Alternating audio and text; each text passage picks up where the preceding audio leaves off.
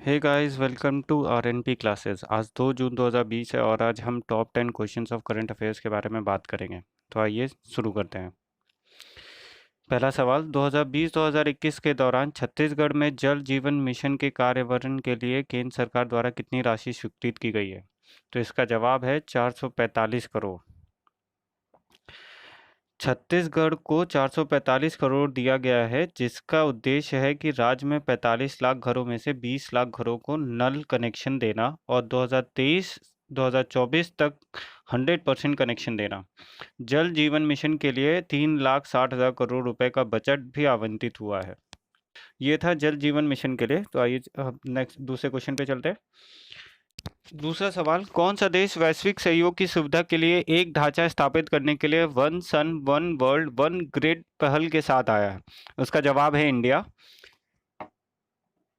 यह योजना वैश्विक सहयोग को सुविधाजनक बनाने के लिए एक रूपरेखा पर केंद्रित है, जो परस्पर नवीकरण ऊर्जा संसाधनों के वैश्विक पारितांत्रिकी तंत्र को निर्माण करती है, जिसे मूल रूप से साझा किया जा सकता है।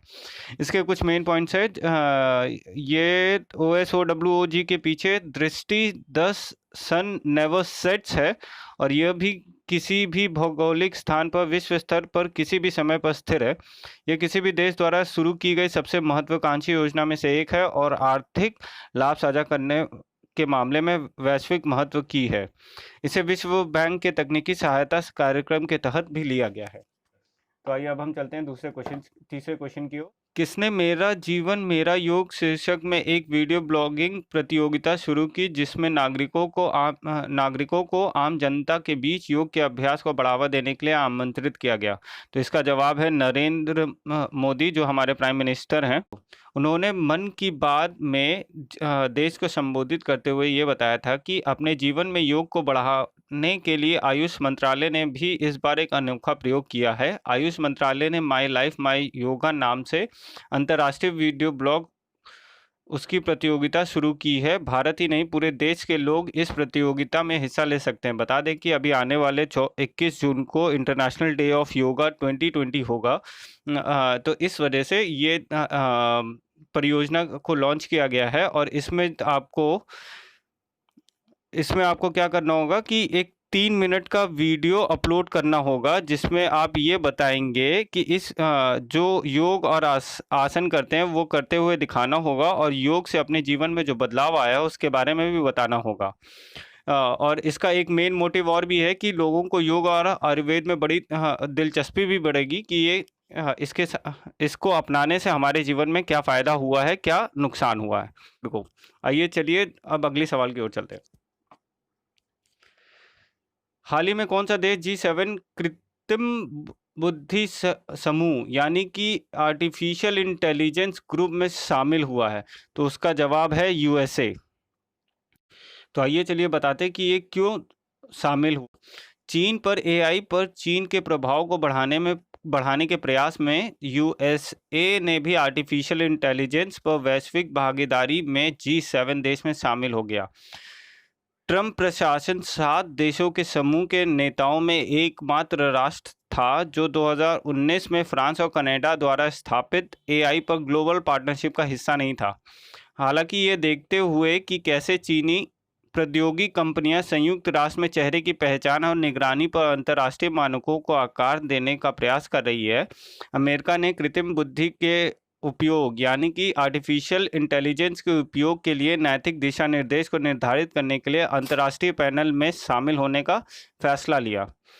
आर्टिफिशियल इंटेलिजेंस पर ग्लोबल पार्टनरशिप का उद्देश्य सदस्य राष्ट्रों के बीच मानव अधिकारों, समावेश, विविधता, नवाचार और आर्थिक विकास के साझा सिद्धांतों के आधार पर आर्टिफिशियल इंटेलिजेंस के जिम्मेदार गोद लेने का मार्गदर्शन करना है। आपको ये बता दें कि G7 में सदस्य हैं France, Canada, Italy, Germany, Japan, UK और US। तो आइए बढ़ते हैं अगले सवाल की ओर।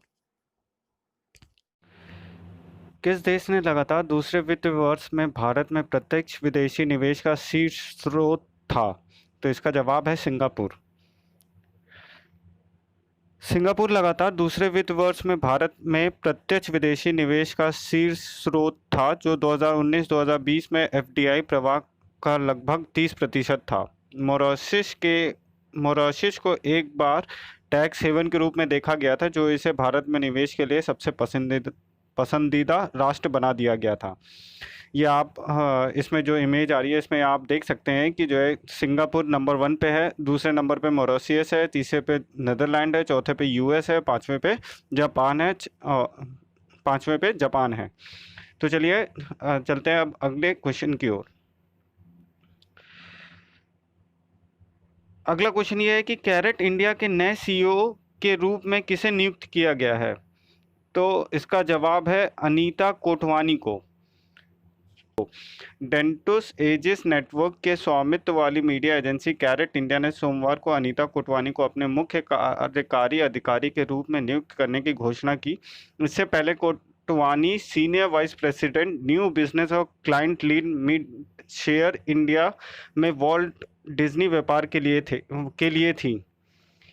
हम आपको बता दें कि कैरेट इंडिया है क्या। कैरेट इंडिया एक मीडिया सर्विस है जो कि देश की पहली विशेषज्ञ मीडिया एजेंसी है।